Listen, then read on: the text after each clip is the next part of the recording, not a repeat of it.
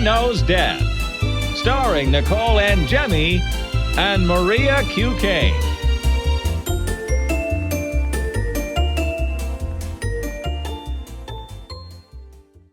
Hi, everyone. Welcome to Mother Knows Death. Let's get started with the story of the day. So the FDA has announced they are officially banning red dye number 3, which is a synthetic dye made from petroleum, since it has been linked to cancer in animals. Yeah, the thing is what year is it? I just want you to repeat what year it is. 2025. I almost just said 2024. We have, in fact, started a new year. It's 2025, and they've known since 1980 that this causes cancer in animals. I'm confused because they banned it in cosmetics in the 90s, so why did it then take 30 years to ban in our foods? Wouldn't you think it would be banned in foods first and then cosmetics? All right, listen to this quote from the FDA. Revoking the authorized use of red number 3 is an example of the FDA using its risks and science-based authority to review the safety of products in the marketplace. Food and beverage companies will continue to follow the latest science and comply with all food safety regulations to ensure safe and available choices for consumers. No, they've known since the 80s that it was a carcinogen. You're not following science, because if you were, this would have been off the market for my entire childhood. You know what I mean? Hello, why all of a sudden today? Why? Well, they're saying that the Center for Science in the Public Interest, which is a food safety advocacy group, petitioned in 2022 for them to reevaluate this. So they have allegedly known this since the 80s, but waited for this advocacy group to push for it 3 years ago. It's really weird, too. There has to be some reason behind it. I understand for product marketing that you want things to be red. This is what the whole point of it is. It makes foods red. Let me tell you some of the things that it's in right now. Candy like Pez Double Bubble. I guess it's using it to make it the pink color. It's in candy corn, Jelly Bellies, Fruit by the Foot, toaster strudels, strawberry milk, popsicles, maraschino cherries. And then what's even weirder is that it's in cough syrup, which, who the fuck cares how cough syrup looks? They actually make it look more appealing than it is, and then it's so gross. Maybe if you just made it a weird brown color, then people would expect it to be gross and it wouldn't taste as gross. But regardless, you could use beet juice and you could use strawberry juice to dye things red. There's plenty of companies right now that do it. So why do you have to use this thing that everybody knows is toxic? I guess it's cheaper. That's the bottom line, probably. Yeah, it's probably cheaper. I also saw that it's used in vegetarian meats. It's also in Tylenol, things everybody's using all the time. So what really bothers me about this now, too, is that they're now telling us, okay, we're banning this and it's bad. And it gives, at least we know that it gives animals cancer in the laboratory. I don't know if they've made 100% of a correlation with humans getting it, but if they're studying similar animals and they're getting it, then it's causing changes in the DNA, which is causing cancer. But why is it that for food, they're giving them an entire 2 calendar years to not have it in the food anymore? And for medicines, 3 calendar years. So 2028, they're no longer allowed to have it in their product. Well, I just want to say probably from a chemistry standpoint and everything, they have to remove it. They have to see how it affects it. They have to try out other dyes if they want to keep the signature red hues, which I agree, it's ridiculous. Who cares what color bubble gum is or anything, right? It just doesn't. Why do we have to be in this world where everything has to look perfect? There's actually this company, I think they're called Imperfect Foods, where their whole model is they take ugly fruits and vegetables and sell them for cheaper. Well, the thing is, though, is that this argument, it doesn't even matter, because there's multiple other countries, huge continents, Europe, Australia, right, that don't have these dyes in their foods, or they have severe limitations on using these kinds of products. And yet people there still eat, and people there still buy candy and buy food, and it looks good to them. It's just bullshit. It's just something that they didn't want to let go of for whatever reason. And I mean, I'm glad it's happening now, but also at the same time, I'm just like, all right, well, my kids won't even be little kids. They'll be teenagers when this happens. You know what I mean? Like, thanks. Yeah, I Right? just don't Thanks understand. for protecting us, FDA. Once again, we could always rely on you. It actually is like more embarrassing to me that you waited 40 years after getting I know why. scientific I know why data. they waited, because the dude that's about to come in has been screaming about this for forever, and now he's going to be working there and putting pressure on them to do it. But they wanted to say they did it before he did it. Probably that's all it comes down to. Whatever. I guess it's a good thing. Like. But they're not prohibiting red dye number 40, which has been linked to behavioral issues in children. And you actually know somebody that this might have affected. Well, when I was a little kid growing up in the early 80s, my next door neighbor, he was awesome, but I guess he was just like, he was like what you call like a bad kid, a bad boy. He was just hyper. He probably had ADD or whatever, who knows. But I remember like when he would come over our house and play and stuff, his mom was always like, he can't eat red popsicles and he can't have red dye because it makes him crazy. And that like really wasn't any scientific thing. It's like, I think it's kind of cool that just like a housewife was just noticed that and was like, that every time my kid has that, he's a crazy person. Like, I can't have him having it anymore. And that information about it, maybe they're still saying it may be linked to hyperactivity, and then they did studies and they were like, we couldn't find a correlation. And I'm just like, there's probably a correlation. And I limit that stuff as much as possible with the girls, you know, like on a day-to-day basis. Like I said in the last episode, when we go on trips and stuff, they have candy or whatever, but like I've even stopped doing like Lucky Charms and like cereal that they would eat every day. It's just not good. They're saying there's over 9,200 items that have this red dye in it. So I think everybody, if you're concerned about this, need to just look at the ingredients because, like you said, it's going to take at least 2 years for foods and 3 years for medications to take this out. So it's going to be a while. Okay. Celebrity news. This story is nuts. 10 years ago, there was this wellness influencer. Her name was Belle Gibson. So she got popular. Wait, her name's Belle Gibson? Yeah. It just sounds like very close to Mel Gibson. Like it's just funny. It's Belle Gibson. Okay. I think she's from Australia. Is that her real name? Well, I don't know. Yeah, because I think she. Go ahead. We'll talk about that at the end. So she got popular on social media because she claimed she cured many health issues, including terminal brain cancer, with just a healthy diet, exercise, and holistic medicine. So she was saying this all started after she got the HPV shot, and that she was saying the cancer she was diagnosed with spread to her spleen, her liver, her uterus, and into her blood, and then she had briefly died during some medical procedure. So I guess with the success of her social media accounts, she made this wellness and health app, and then she also got this book deal where she was going to write this cookbook. So right before her book was set to be released in the United States and UK in 2015, this Australian news outlet did this like investigative journalism on her and found she was making the whole thing up. Well, listen, I told you that I know someone who faked cancer through a friend. Yes. And you hear about these stories too of people faking cancers for GoFundMe's and this and that. And they all have something in common, which is none of them are educated in pathology. And they say things that any doctor or any person, any PA, any person that takes care of cancer patients or treats cancer or diagnoses cancer call bullshit on right away when they hear it. They're like, that doesn't make sense. So right off the bat, she was saying she got it from the Gardasil HPV vaccine. I couldn't even find any conspiracy theories that there's a link between brain cancer and HPV shots. There's a lot of people who are against the HPV shots, but it's not because they think that it increases the risk of brain cancer. So that was the first thing that you're kind of like, that's a little weird.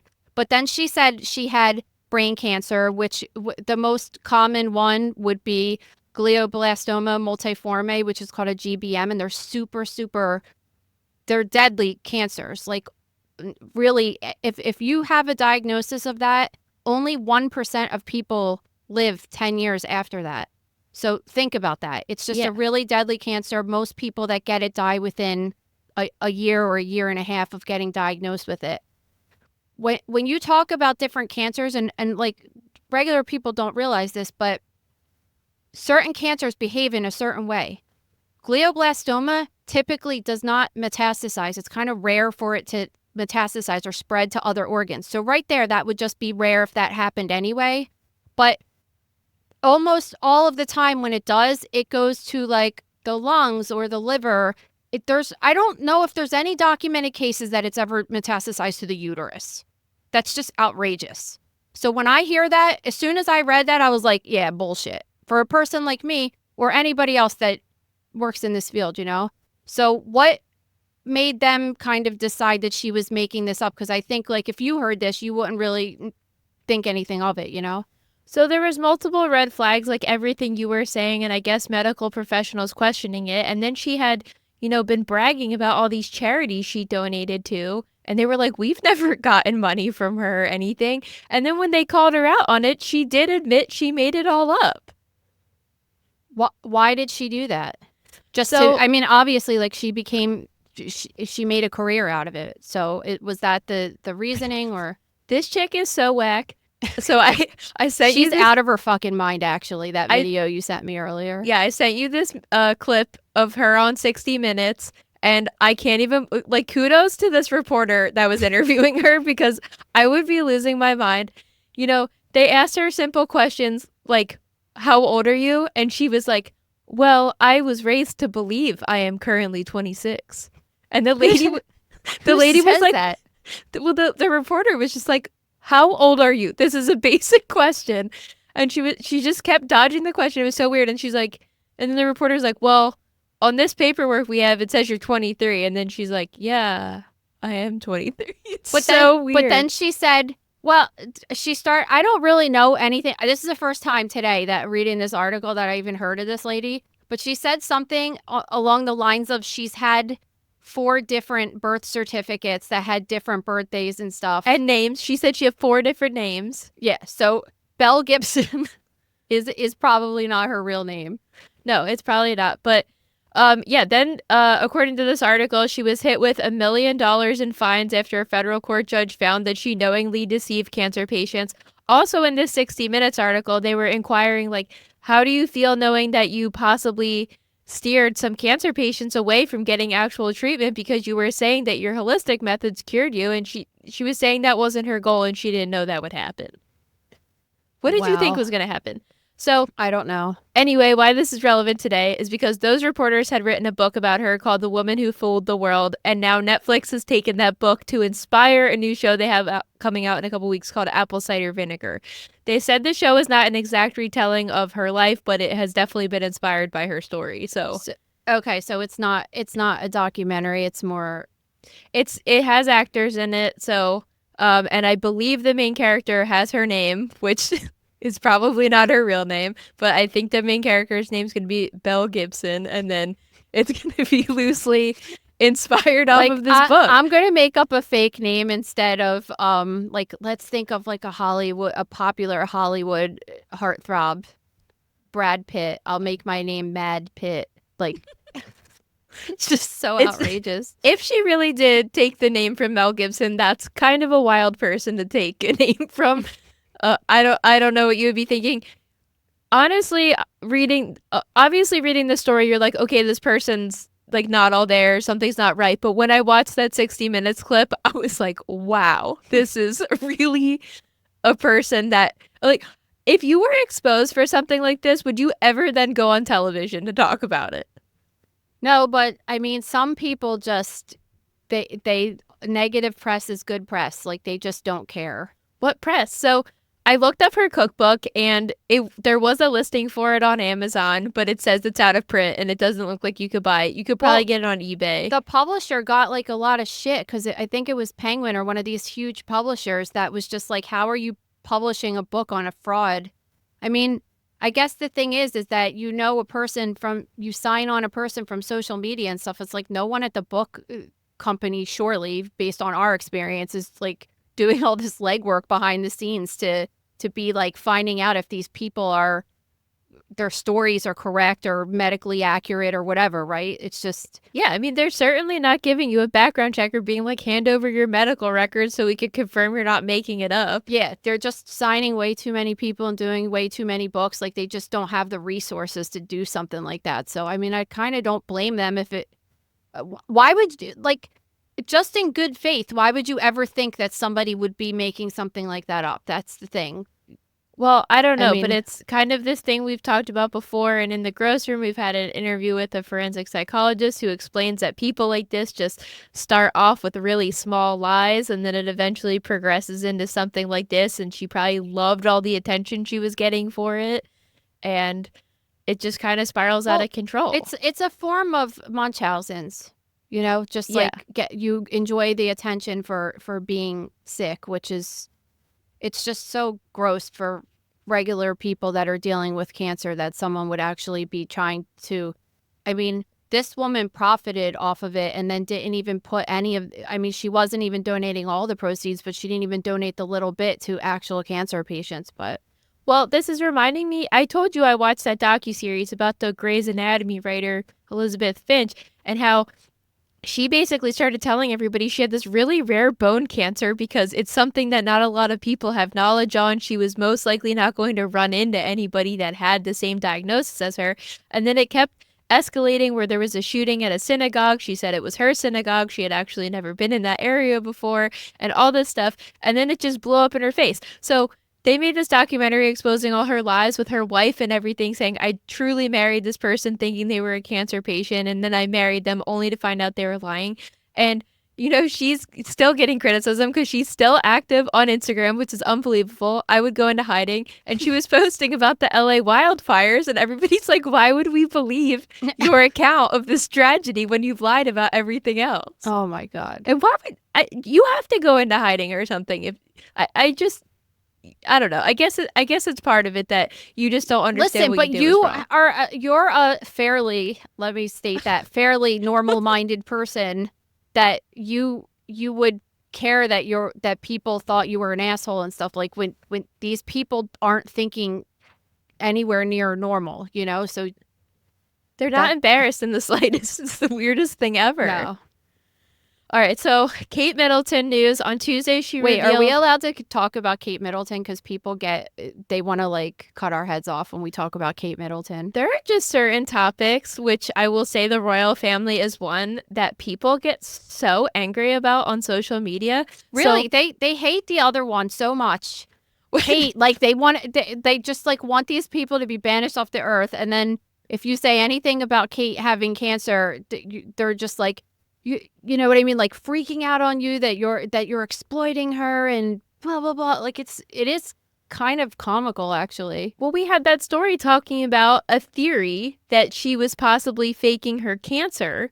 And then we posted And I said that the funniest part is that I said that I didn't agree with it, and I was debunking what the person said. Yeah, but it doesn't matter because you said her name, therefore you're an asshole. We got so much hate on that clip. It becomes comical at a point because you're clearly not even listening to it. We're defending her. Yeah, I was literally defending her. Anyway, so now she's saying that her cancer is in remission, and I've said this before on this show. I hate that particular word. I guess remission, for people, they think that a lot of times the way that it's portrayed is that they don't have cancer anymore, and that's why I think certain words like that aren't used as much. Sometimes they say no evidence of disease anymore because it's a little bit more clear cut.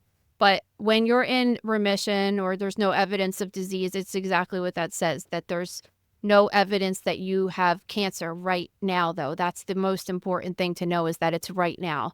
And there's some doctors that say after 5 years that you're cancer free. I'm from the school of thought that you never say cancer free. It's just kind of dangerous to put in patients' minds because there's certain cancers, like breast cancer, for example, is one of the most common ones that a woman could have, and it could pop up like 10 years later. So, and you might not have any evidence of cancer all that time. And then all of a sudden they have a weird nodule like in their lung, and then they do testing on it and it's breast cancer that had spread, And I don't want to say that to scare people because that's rare when that happens, but I've seen it happen. So just that terminology, and the reason is because once a cancer it becomes more advanced, it could get into the body, and even if they're able to kill all of the cancer cells that are circulating around the body, the fact that one of them got out, it's hard to just say for sure that they're all taken care of because there's not 100% a way to really know that. So I'm glad to hear that she is in remission or has no evidence of disease at this point, and I'm sure she has the best doctors ever. I think our friend Dr. Lindsay Fitzharris went to a same hospital or something, she was telling me, and she had excellent care there. So I mean, it makes you think if you had some serious thing that you would go to over there to get that done, because they're like really on top of their shit and know what they're doing with her. And we don't know what she has. She never came out and said it. Well, obviously, we know why, because people like assholes like me are going to speculate. well, I think they're going to be really on top of it. And, like you're saying, I think people hear that they're cancer free and then they don't go through with their routine checks. But you have to keep going back and getting checked. But I don't think that's going to happen in her case. Yeah, it's just you don't want to give people exactly, like, think about a person that might have breast cancer and then 5 years later they're just kind of like, oh, I don't have any evidence of disease, right? They might not go to get their checks, their yearly checks anymore, because they're like, I had it, but it's not, and then that's how people could get into trouble. Yeah. All right. Jimmy Kimmel recently went on Nicole Byer's dating podcast, and she had asked him if he had any tips for people getting into relationships. And he replied, quote, "Really what kills you, and I think especially for guys, is masturbating." What's that? What is that? Who's that person? Show? She's from Nailed It, like the main chick on Nailed It. Oh, really? Yeah. Oh, okay. I don't have any. You're the worst with names. I'm the nurse. I'm the worst with pop culture to an extent. I kind of find him to be super annoying. I feel like he's gotten very, like, he used to be fun, and like now he's kind of like uptight.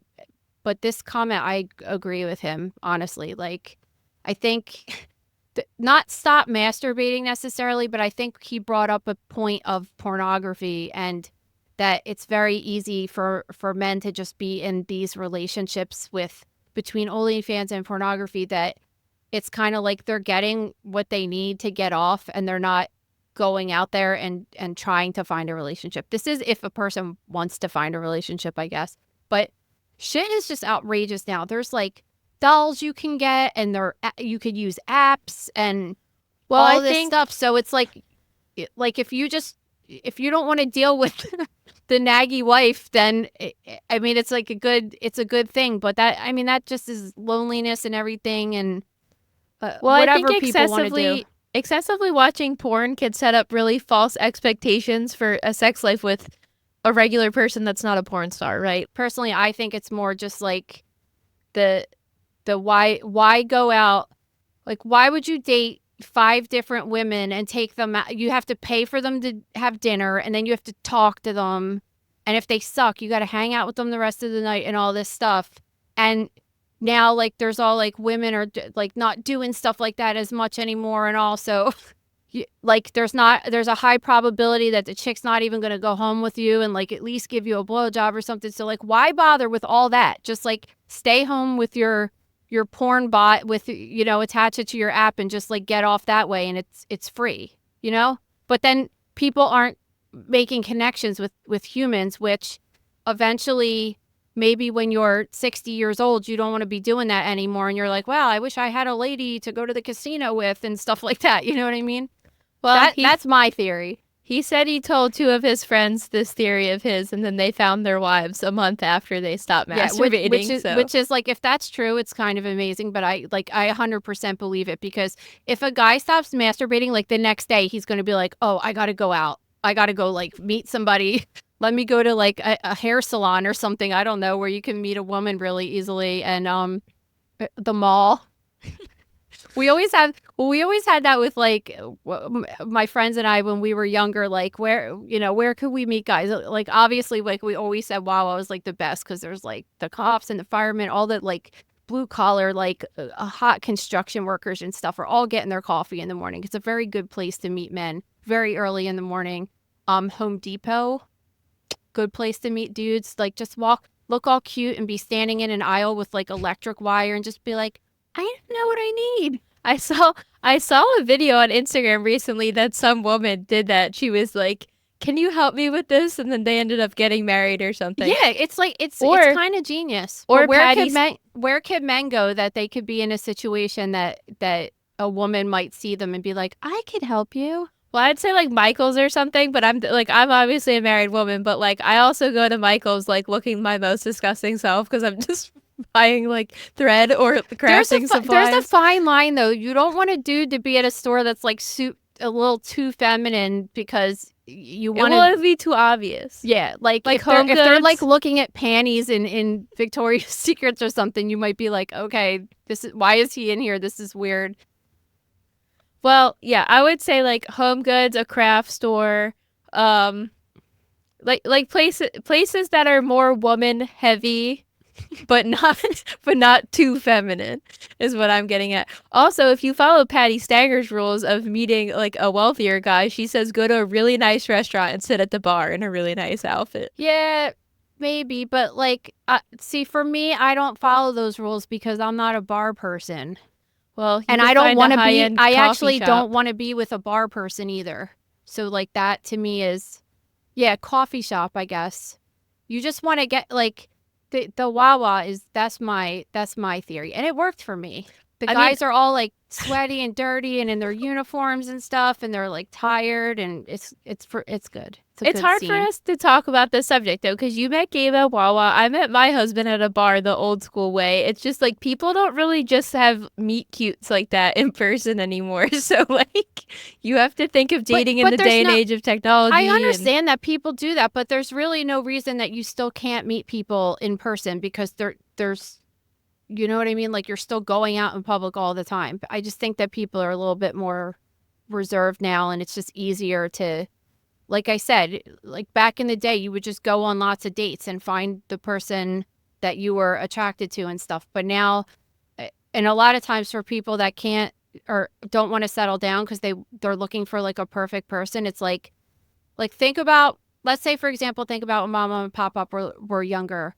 It's like all you do is date the people that are around you, right? Yeah. It's like whoever you go to school with, whoever lives in your town. And my mom was so happened to like be a secretary at a car dealership, and my dad was a mechanic working there. So he was from Philly and she was from Conshohocken, but like she worked with them. Like you only had a small circle of people that you were around. Now you have the entire world to choose from. So it's kind of not good. Well, in a way. I think that's a problem too, because I think if you do meet a person locally to you and you're dating them, I think because you have access to going on these dating apps or social media and seeing other attractive people that live in other parts of the world, it starts you making decisions like, well, what if somebody else is better and they just don't happen to live near me? Yeah. So I think that could cause a whole other set of problems, but I don't know. It's definitely an interesting topic. Tell us how you met your significant other. We are very interested. Okay. We're like on such a tangent. Freak accidents. All right. This 21-year-old in Nepal suddenly developed piercing pain in her right ear, followed by hearing loss, vertigo, nausea, and ringing. So about a week later, she got it checked out by doctors. And what did they find? They went into her ear and they found a dead tick adherent to the inside of her ear. I hate this idea of bugs crawling in your ears. I know it's something that happens. I just don't like thinking about it. I might want to put earplugs in my ears or something. I know. I feel like, you know when you're standing there and a bug flies near you and you could hear their wings? It's like the most disturbing sound ever. Yeah. I would freak out. I don't know. And it happened really quick for her. She got something called labyrinthitis, which is this part of the ear that causes you to it's responsible for your balance. It's responsible for and that's what could make you kind of nauseous and stuff. So that part of the ear got inflamed, and they don't think it was from the tick itself, but more of the enzymes in the saliva that caused it to get like kind of angry, But it seems like she was only having this like extreme pain and this and that, and went to the doctor right away. So she did what she was supposed to do, but just, I mean, like, obviously it's a hole, and a bug is going to find its way in. It's just so disturbing, Yeah, it's pretty we have a disgusting. couple cases in the gross room of like spiders and ants.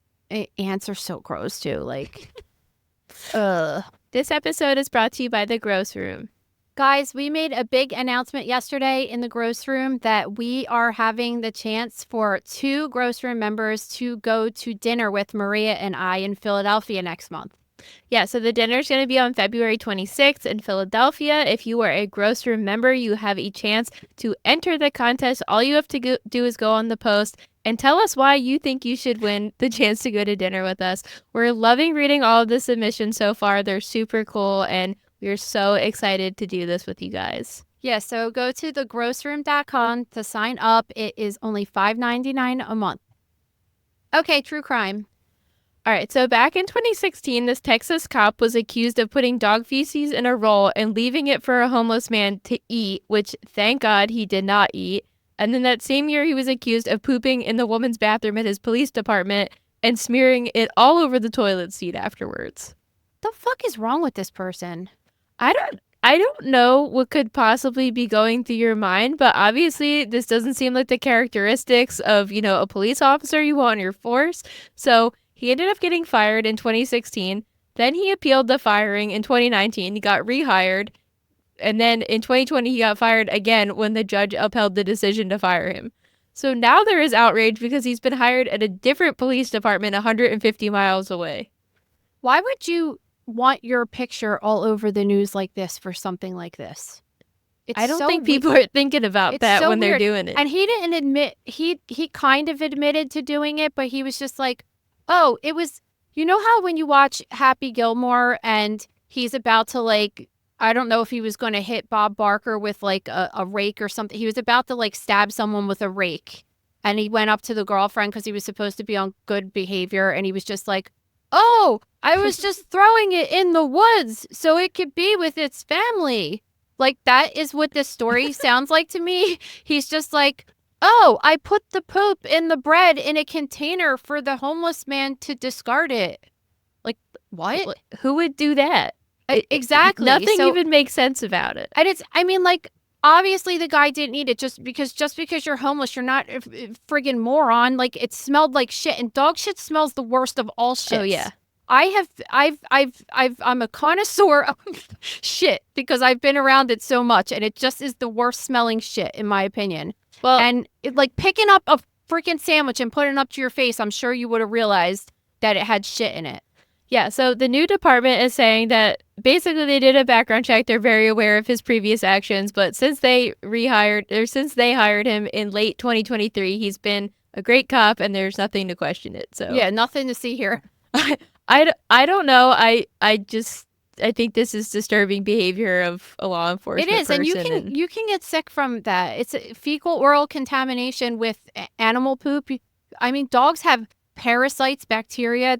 Even if the guy picked it up and realized it, he could have still got some on his hand, and he could have got sick from that. It's just fucking gross, and it's weird. This is also not his only offense. I mean, I question anybody that wants to touch human shit and their own shit and then smear it all over.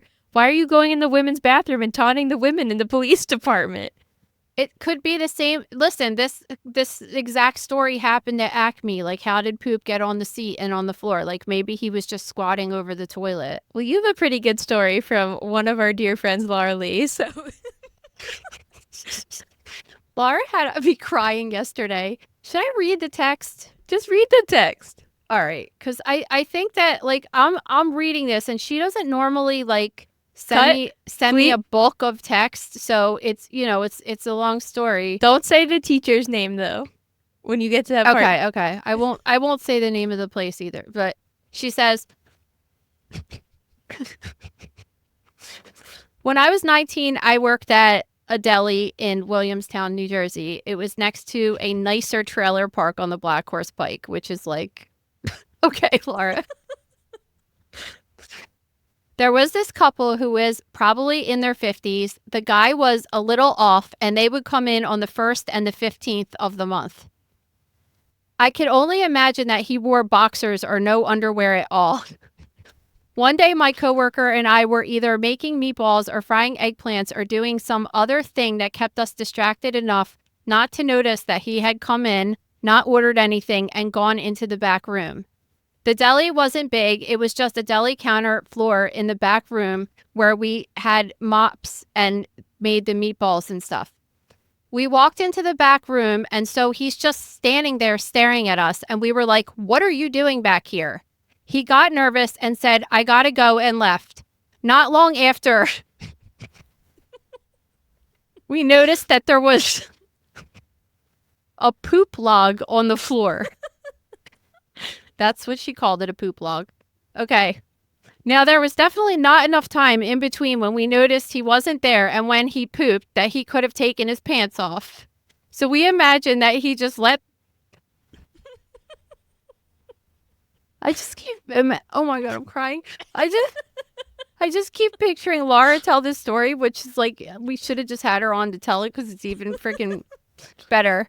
But she goes, so we just imagined that he let the log roll down his pants before he ran away. Oh my God, I gotta compose myself. I'm gonna fuck up my mascara. All right.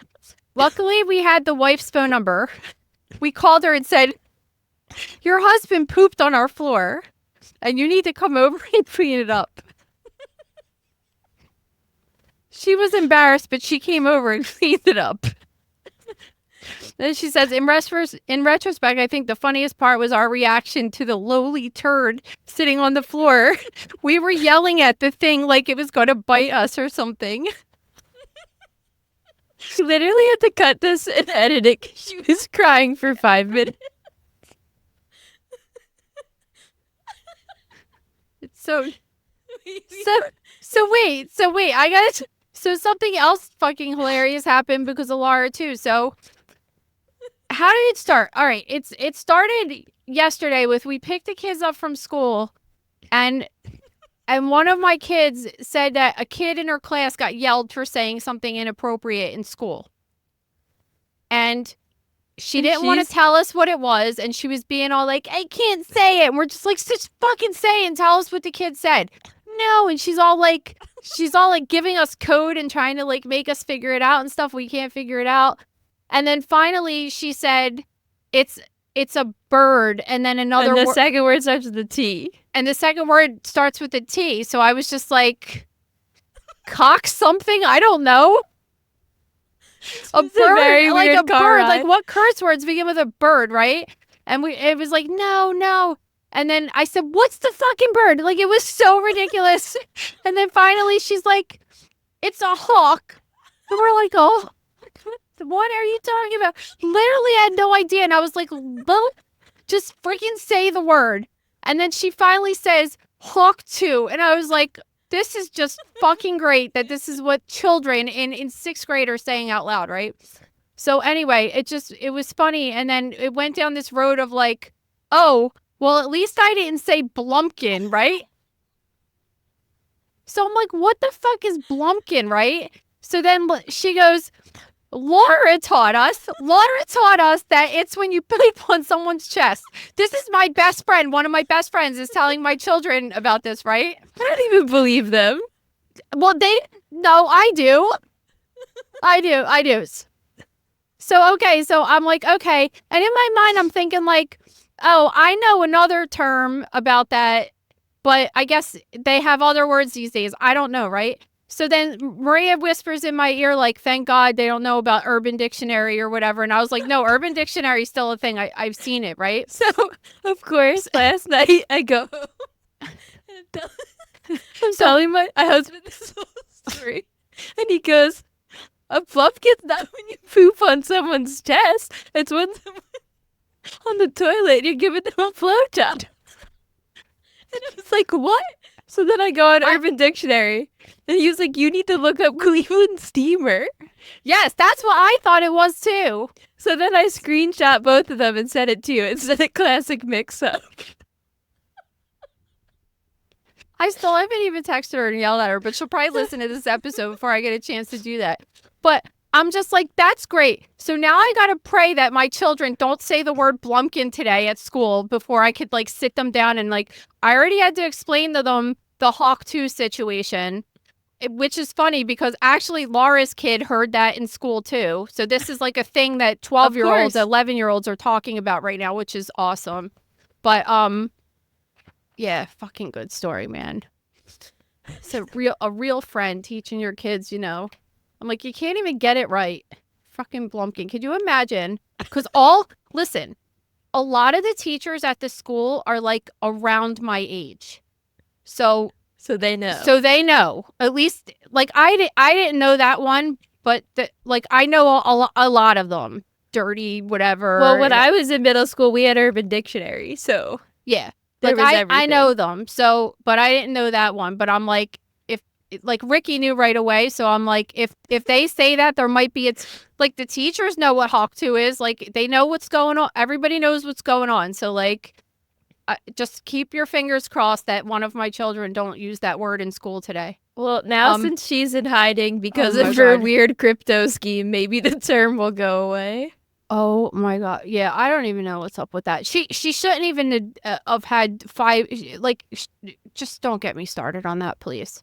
She's on fucking Bill Maher for that. Like I went on his Instagram and I was just like, why don't you fucking interview me? Like, to interview somebody who's actually doing something in the world. What the fuck are you interviewing this girl for? Because she'll get downloads. It's ridiculous.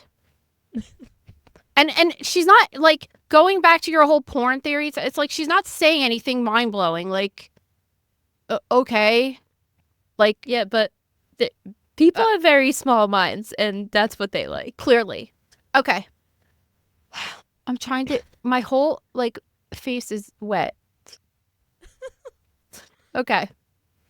Medical news. I'm trying to compose myself. Medical news. Speaking of weird shit, this Italian soccer club, Lazio, had this guy whose job is to handle their mascot, which is an eagle. I think the Eagles have a guy like this, too. There's a guy on the Ocean City Boardwalk. It might not be an eagle. There's like some crazy hawk. Well, this speaking of hawks, do you think its name is Hawk 2?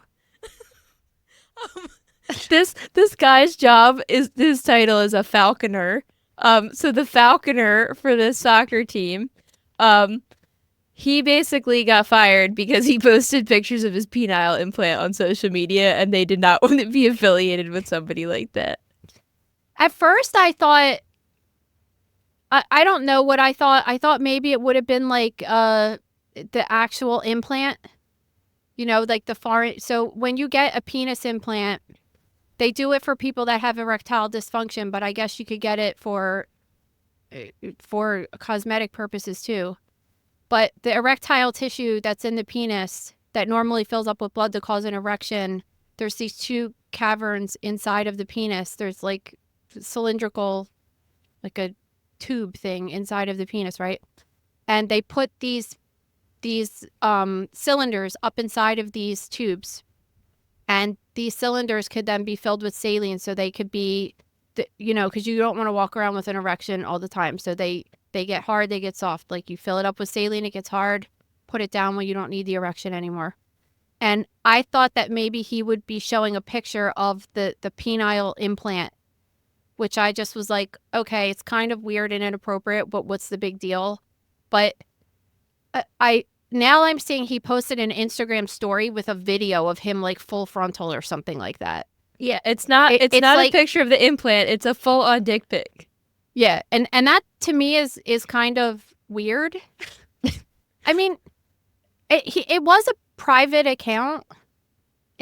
But I mean, I guess it's just kind of, it's weird, and they don't want to be associated with it. I get it. Like, so, I mean, it's a private account, but someone saw it and reported it to somebody, and apparently there's a video floating around online of it. So please, if you find it, please send it to me. But I couldn't find it as of now, but I only spent like 5 minutes looking for it. But well, Well, I think I found it, but it was on an extremely shady website, and I really didn't want to get my computer like hacked 5 minutes I before we did that recorded. too, and then it just pulled up like a porn video, and I'm just like, what the fuck am I even? I was like in semi-dark web territory.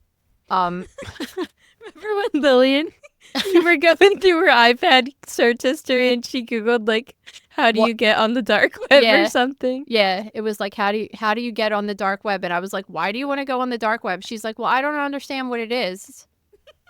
Jesus, This is but why yeah, it's thank God they don't have Urban Dictionary. yeah. So Well, this isn't really Yeah. the first problem they had with him. They were saying back in 2021 he had been suspended because he filmed performing a fascist salute at the end of a match. So I don't really know. Maybe they were just like, this is the final straw. yeah, I mean, listen, I think it's weird. Like It's- nobody wants to see even a good natural penis. Like put it away. Like nobody wants to see that on Instagram. So it's just not. It's not like a girl showing her boobs. It doesn't have the same effect on women at all, or men. It just does. I don't think it does. Well, maybe it does since everybody's so addicted to porn anymore. Maybe free. All right, in this next case, the 23-year-old guy stuck a bidet hose up his butt for sexual pleasure. He said he did it before and didn't have an issue, but of course this time it got stuck. And the pickle in this particular situation is that the hose was still attached to the bathroom and a plumber had to come detach it before he could go to the hospital. Yeah. So imagine this guy's 23 years old and he's living with his mom and he's in the bathroom and he puts this bidet in his ass and it gets stuck and he tries the methods he tried before when it gets stuck and it didn't get stuck, but he was in there apparently for hours trying to get it out and he couldn't. And this particular, the way that I could describe it is like, I actually just used a bidet for the first time on my trip because one of the toilets had it. Well, this is the hose, obviously, That's what I'm not saying. the Like this full-blown isn't. thing. So the ones that are for, I don't know because I haven't been to houses with them, but like this is this specific toilet seat that like squirts up. Oh, But I this- know what it is. But this particular one that we're talking about with the guy, all I could say is it's similar to a hose that you might have at your sink in your kitchen, that it has a sprayer and this long hose that attaches to plumbing inside of the wall. So that's what that bidet looked like.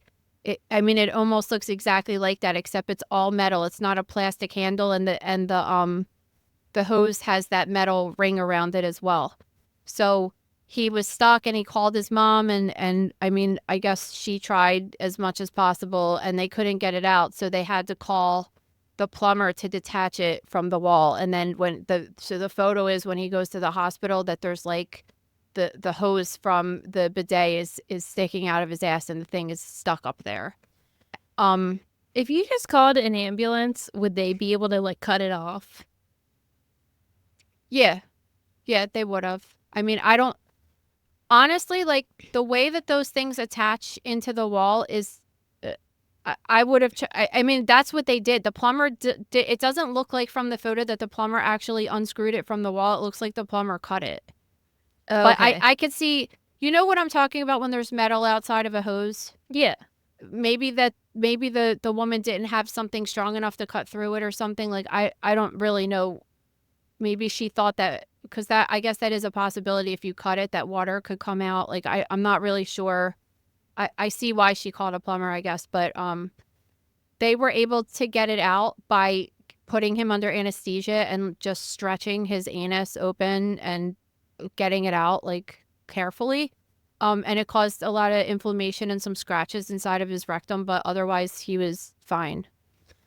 Yeah, I mean, it kind of sucks. I mean, not kind of sucks. It really sucks that it got stuck.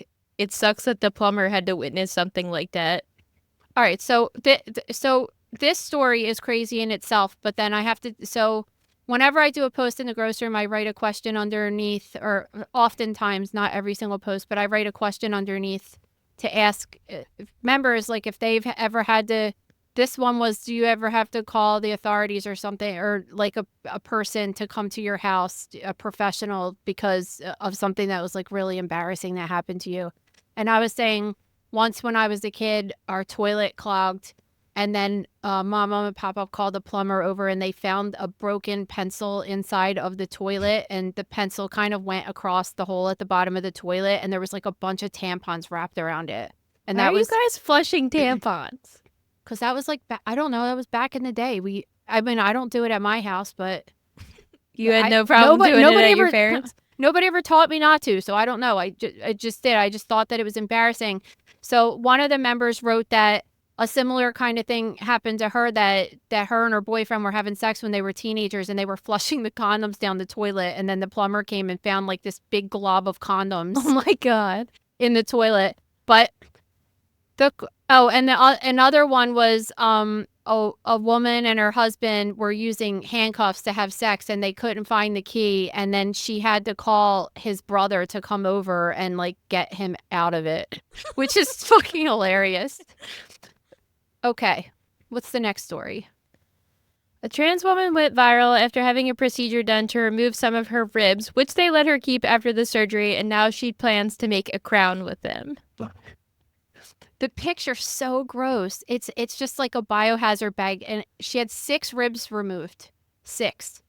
So did they like, sorry if this is like a totally idiotic question, did they like cut all the meat and stuff off of them and just give you the bones? Like, because Yeah, that's what it looks like in the bag. So you have your rib cage, right? And the whole point of your rib cage is it's a cage that protects your soft organs. And in between the bones, you have muscle, and so if you get hit, I mean, if you didn't have ribs, obviously, like, it would be even hard to stand upright because it's kind of keeping your skeletal system upright as well, along with your backbone. But if you got hit and didn't have ribs and it hit your spleen, it could rupture right away, or like, it's just, they protect your heart, protects your lungs, it protects like all your super vital organs right there, your liver. So you have true ribs, which are ribs that come off of the backbone and then they go to the sternum, which is the bone in front of your body. And then you have false ribs, which they don't directly connect to the sternum. They like kind of connect to each other. And then at the bottom, you have floating ribs. So they're like, if you go on your backbone, like those little tiny ones that you feel at the very bottom. And those ones are just coming off of your backbone, so they don't connect to the front of your chest at all. And those are the ribs that they usually remove for these surgeries because they're the easiest to come off, because you just have to kind of clip them off of the backbone. But in this case, she also had the 10th rib removed as well, which is one of the false ribs. And that is probably way more painful and in-depth of a surgery. And one of the reasons this surgery is so controversial is because, obviously, number one, you don't want to be removing things from people that are like actually protecting their life. And then 2, it's just risky. It's very painful. There's a high risk of infection. It takes a longer time to heal from it. So it's actually hard to find someone to do it in this country, but they do it in this country. There are doctors that you could find online right now. And when you see the before and after pictures, you're like, okay, like, they do a combination of removing a rib and liposuction, and it does give people a more hourglass figure. Yeah, I just think when it comes down to like protecting your vital organs and everything, you need to think about how dangerous that could be later in your life. You're probably too young to know this, but there was always rumors that Sophia Loren had this done and that Cher had this done, and Marilyn. When I was younger, one of the rumors that went around was that Marilyn Manson had it done so he could give himself a blowjob. Oh my God. That was like the big rumor when I was a kid. I mean, just ridiculous. There was also a rumor that he was Paul from Wonder Years, which ended up not being true, obviously, either. But I don't know if they've had that done. The name of this post is called Spare Ribs, by the way. But yeah, it's kind of cool. And if you have a question too about like, how do you are you allowed to take home like your specimen like that? The answer is not very clear cut, but in my opinion, something like that, like if they're taking off totally normal ribs that have no pathology, they're just taking them off for cosmetic reasons, they're a kind of specimen that would be considered exempt that you could send the patient home with, because we're not even going to look at them or anything under the microscope in the lab anyway.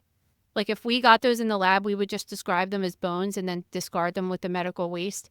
But certain underneath this particular post, some of our members were like saying that they weren't allowed to take home. Like one member, for example, got a fallopian tube removed and they said they wouldn't let them take them home. And the reason for that is because we look at those entirely under the microscope because they could have cancer in them. So that's not something that you would ever be able to get to take home with you.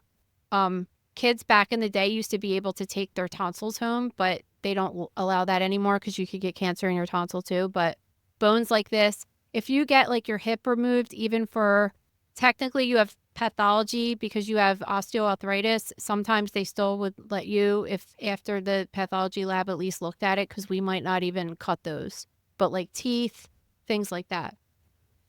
Weird. Okay, other death news.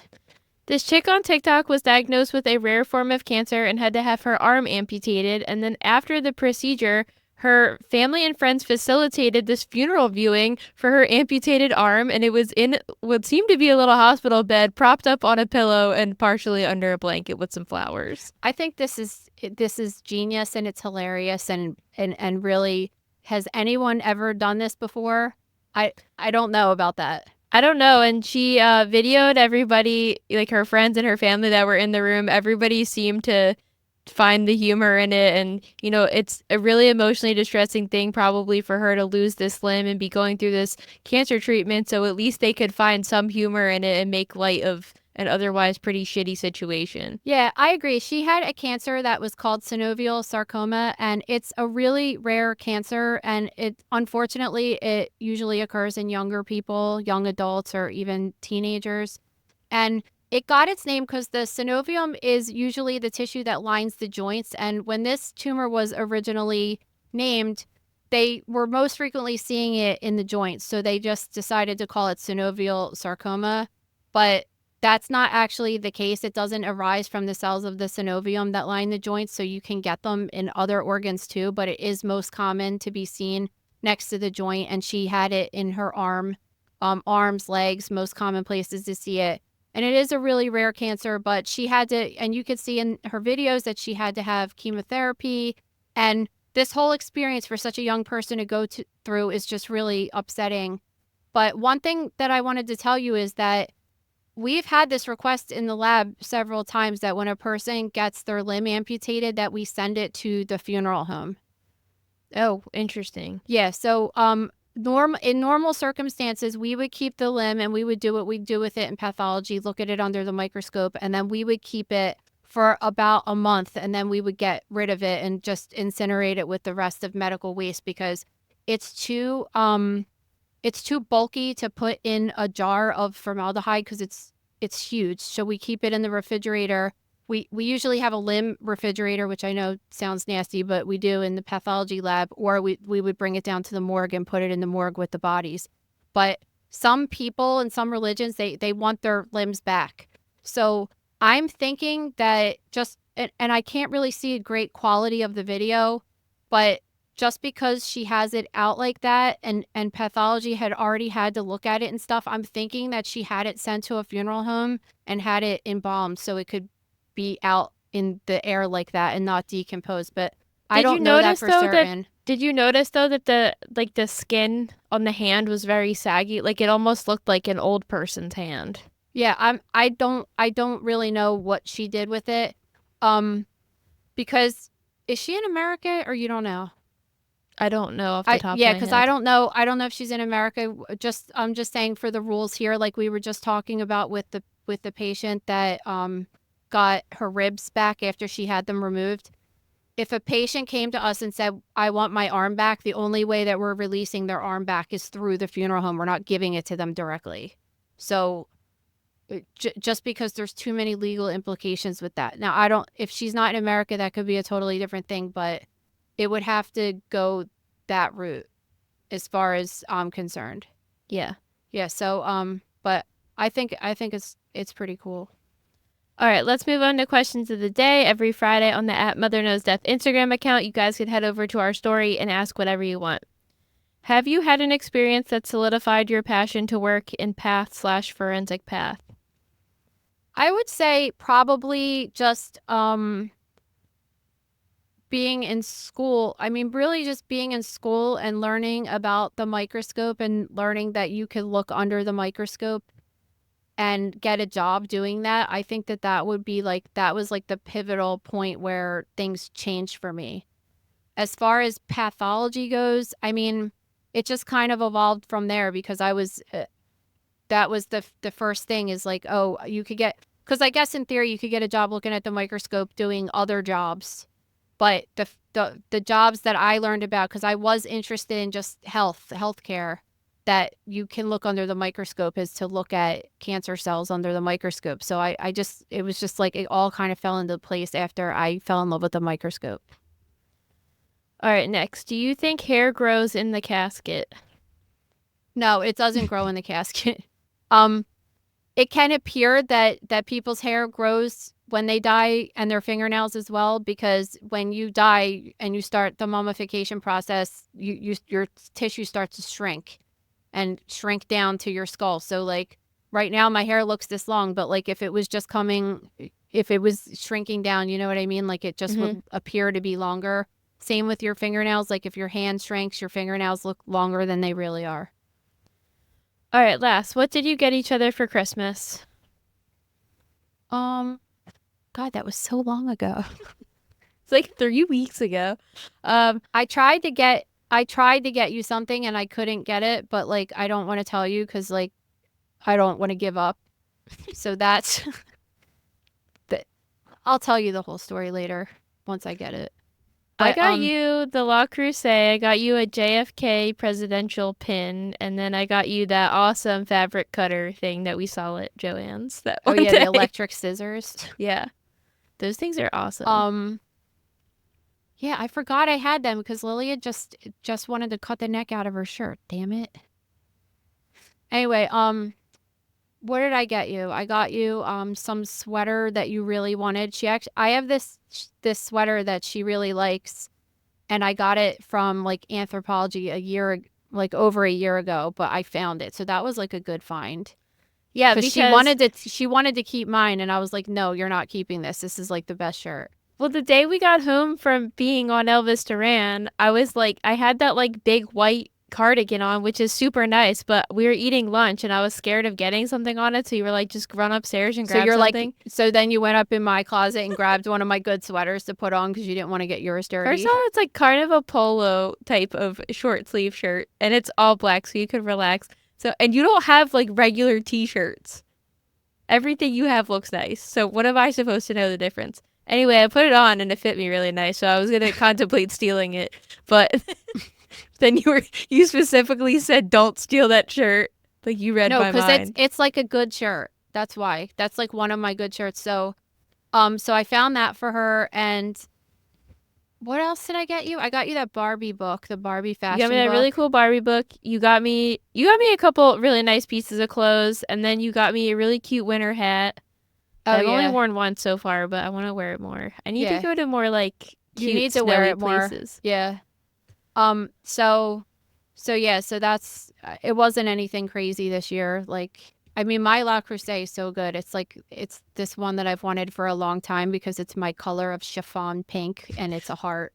Well, it's a heart-shaped one, and you know there was one on eBay, but I was really like, I don't want to have to order this off of eBay. Because, you know, it could be fake and it was expensive. That account doesn't have great reviews either.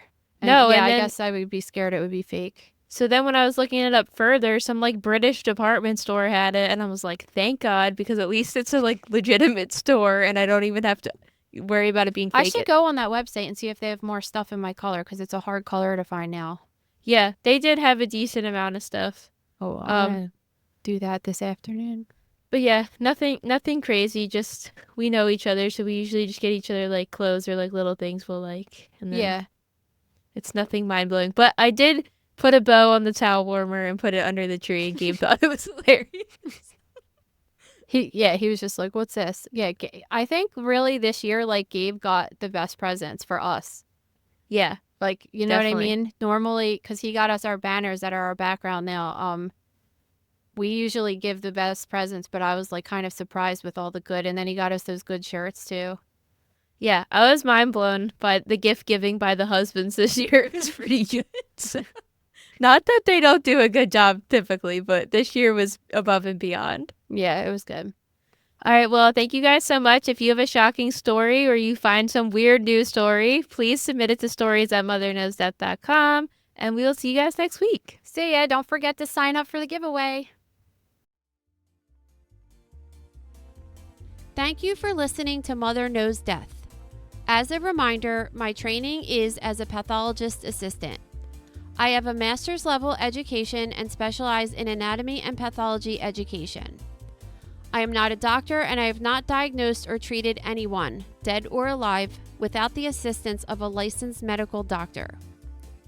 This show, my website, and social media accounts are designed to educate and inform people based on my experience working in pathology so they can make healthier decisions regarding their life and well-being.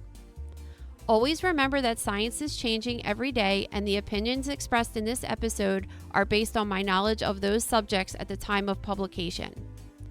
If you are having a medical problem, have a medical question, or are having a medical emergency, please contact your physician or visit an urgent care center, emergency room, or hospital. Please rate, review, and subscribe to Mother Knows Death on Apple, Spotify, YouTube, or anywhere you get podcasts. Thanks.